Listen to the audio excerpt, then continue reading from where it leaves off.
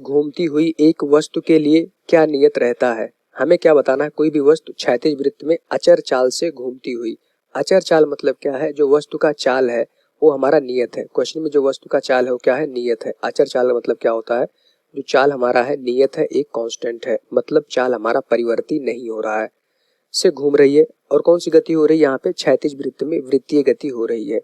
अब क्वेश्चन में क्या कह रहा है कि वस्तु का क्या नियत रहता है। ठीक, हमें बताना वेग नियत रहेगा, त्वरण नियत रहेगा, बल या फिर गतिज ऊर्जा क्या नियत रहेगा। इन चारों ऑप्शन में से हमें देख के बताना है। तो यहाँ पे क्वेश्चन में जैसा कि कह रहा है, कण हमारा क्या कर रहा है, क्षैतिज वृत्त में वृत्तीय गति कर रहा है।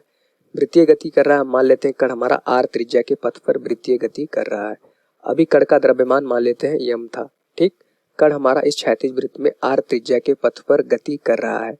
क्वेश्चन में क्या दिया है, अचर चाल, मतलब कि कण का जो चाल है वो नियत है। हम मान लेते हैं इस समय कण का चाल v है, नियत है। अब किसी भी स्थिति में अगर एक कण यहाँ एक क्षण आएगा पहुंचेगा, इस समय भी कण का चाल हमेशा नियत रहेगा। ठीक, यहाँ पहुंचेगा कण तो यहाँ पे कण का जो चाल होगा v वो नियत रहेगा। कण हमारा यहाँ पहुंच जाएगा, यहाँ भी कण का चाल नियत रहेगा। ठीक, अब हमें क्या बताना था कि अचर चाल से घूमती हुई एक वस्तु के लिए क्या नियत रहता है, क्या नियत रहता था ये बताना है। अब यहाँ से हम देख पा रहे हैं अगर वृत्तीय गति हो रही है तो ये जो चाल है उसकी दिशा लगातार बदल रही है। अगर हम वेग के बारे में देखें, चूंकि पहला ऑप्शन क्या कह रहा है वेग, तो वेग में दो चीजें होती हैं, एक दिशा होता है, एक परिमाण। तो यहाँ से हमने क्या देखा, वेग क्या है, दो चीजों से मिलकर बना होता है। वेग में दिशा होती है और परिमाण होता है। परिमाण को क्या कहते हैं, चाल, जो कि इस क्वेश्चन में चाल हमारा क्या है, नियत है। अगर चाल नियत है तो परिमाण भी हमारा क्या होगा, नियत होगा। पर किसी भी क्षण आप देखेंगे दिशा लगातार बदल रही है। ठीक, दिशा लगातार बदल रही है। मान लेते हैं ये हमारे पास क्या था, बिंदु ए था, ये हमारा बी था, ये हमारा सी था, ये हमारा बिंदु डी था। तो चारों बिंदुओं पे हम क्या देख पा रहे हैं, जो हमारे पास चाल है मतलब उसकी दिशा हमेशा बदल रही है। पहले क्या था, क्षैतिज में था एक्स दिशा में, बाद में ऊर्ध्वाधर दिशा में हमें वेग दिख रहा है। बिंदु सी पर हमारे पास ऋणात्मक क्षैतिज दिशा में वेग हमारा दिख रहा है। फिर बिंदु डी पे हम देख पा रहे हैं वेग हमारा नीचे की तरफ हो गया। तो किसी भी क्षण हम देख पा रहे हैं वेग की दिशा लगातार बदल रही है।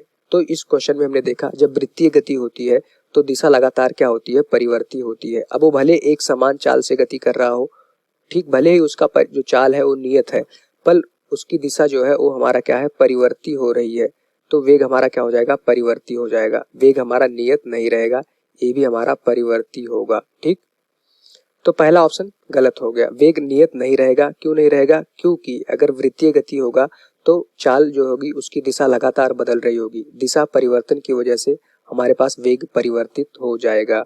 ठीक, अगर हम बात करें त्वरण की, अगर वस्तु नियत चाल से गति कर रहा है तो उसके केंद्र की तरफ एक त्वरण लगेगा जिसको बोला जाता है अभिकेंद्र त्वरण। हमेशा केंद्र की तरफ लगेगा, किसी भी क्षण आप देखेंगे। ठीक, ये हमारा अभिकेंद्र त्वरण, उसको AC लिखा जाता है। ठीक, हमेशा किसी भी क्षण जो हमारा ये अभिकेंद्र त्वरण होगा केंद्र की तरफ लगेगा। अब यहाँ से हम क्या देख पा रहे हैं, त्वरण भी हमारे पास क्या है, सदिश राशि है, उसमें भी दिशा होता है और परिमाण होता है। तो अभिकेंद्र त्वरण की अगर हम बात करें तो उसका जो परिमाण होता है उसका सूत्र होता है v²/r। क्वेश्चन में जो चाल है वो हमारा नियत है, त्रिज्या भी नियत है। तो अभिकेंद्र त्वरण का जो परिमाण होगा वो फिर से नियत हो जाएगा। ठीक, अभिकेंद्र त्वरण का जो परिमाण होगा नियत हो जाएगा। लेकिन किसी भी क्षण आप देखें बिंदु ABCD अभिकेंद्र त्वरण की दिशा लगातार बदल रही है। पहले केंद्र की तरफ हमेशा रहेगा, पहले ऊपर की तरफ था, अभी क्षैतिज दिशा में हो गया, फिर नीचे की तरफ आ गया, फिर क्षैतिज दिशा में हो गया।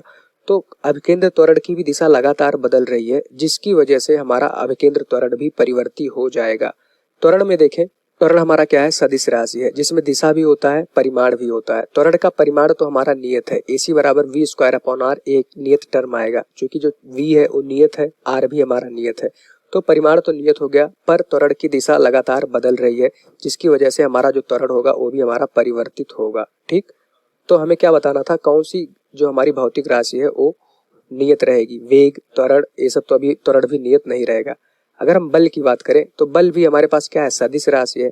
अब केंद्र की तरफ एक बल लगेगा, क्योंकि केंद्र की तरफ जो त्वरण है उसकी वजह से हमारे पास केंद्र की तरफ एक बल लगेगा जिसको हम कहते हैं अभिकेंद्र बल, जिसका मान क्या होता है, mv²/r। ठीक, अब अभिकेंद्र बल का जो परिमाण होगा वो तो फिर से नियत हो जाएगा, क्योंकि जो v है वो भी नियत है। अगर v का हम मैग्नीट्यूड मान लेते 10 मीटर प्रति सेकेंड है, तो हर समय जो हमारा कण का जो चाल रहता है वो 10 मीटर प्रति सेकेंड रहता। द्रव्यमान हम मान लेते कुछ भी m है, तो द्रव्यमान भी नियत रहता, ये हमारा चाल भी नियत है और त्रिज्या का मान भी नियत है। तो अभिकेंद्र बल का जो परिमाण होगा वो भी नियत रहेगा, पर इसकी दिशा परिवर्ती होगी। अभिकेंद्र त्वरण हमेशा कहाँ लगता है? केंद्र की तरफ, और ये जो अभिकेंद्र बल होता है वो भी हमेशा केंद्र की तरफ लगता है। तो किसी भी क्षण देखेंगे इस समय इस दिशा में हमारे पास अभिकेंद्र बल लग रहा होगा, जब कण हमारा बिंदु ए पर होगा अभिकेंद्र बल इस दिशा में लग रहा होगा, कण हमारा जब बिंदु बी पर होगा तो अभिकेंद्र बल केंद्र की तरफ लग रहा होगा। तो अभिकेंद्र बल की दिशा लगातार परिवर्ती हो रही है। दिशा परिवर्ती होने की वजह से हमारे पास जो अभिकेंद्र बल होगा वो भी परिवर्तित हो जाएगा, नियत नहीं रहेगा। तो ये भी हमारा गलत हो गया।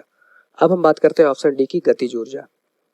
गतिज ऊर्जा हमें पता है अदिश राशि है। गतिज ऊर्जा का अगर हम सूत्र देखें तो के बराबर हमारे पास क्या होता है? Half m v square. ठीक, अब कण का द्रव्यमान तो नियत है। ठीक, अच्छा, जब गतिज ऊर्जा लिखते हैं तो जो ये v होता है हमारे पास कण की चाल होती है, तो कण का चाल भी नियत है, द्रव्यमान भी नियत है, तो गतिज ऊर्जा हमारे पास क्या हो जाएगी? नियत हो जाएगी, क्योंकि गतिज ऊर्जा हमारे पास अदिश राशि है, इसमें दिशा की जरूरत नहीं होती है। ठीक, सिर्फ परिमाण होता है और उसका परिमाण क्या हो जाएगा? Half m v square. तो गतिज ऊर्जा नियत रहेगी, क्योंकि यहाँ पे जो v लेते हैं क्या होता है? हमारे पास कण की चाल होती है। ठीक, तो ये हमारा गतिज ऊर्जा नियत रहेगी। बाकी वेग, त्वरण और बल वृत्तीय गति में कभी भी नियत नहीं रहते हैं। अब वो चाहे वो एक समान वृत्तीय गति हो, चाहे वो हमारे पास इसका जो वेग होगा वो बदल रहा हो, तब भी हम कहेंगे वेग, त्वरण और बल कभी भी नियत नहीं रहेंगे, क्योंकि इनकी दिशा लगातार परिवर्ती होती रहती है वृत्तीय गति में।